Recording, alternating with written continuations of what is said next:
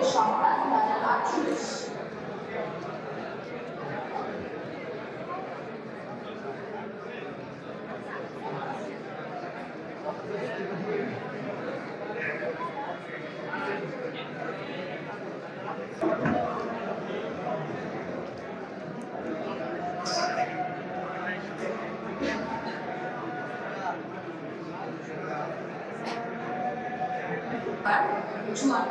পুরানিয়া কান্দা সরকারি প্রাথমিক বিদ্যালয় পুরানিয়া কান্দার মোট ভোটার সংখ্যা 2683। পুরানিয়া কান্দা সরকারি প্রাথমিক বিদ্যালয় পুরানিয়া কান্দার মোট ভোটার সংখ্যা 2683।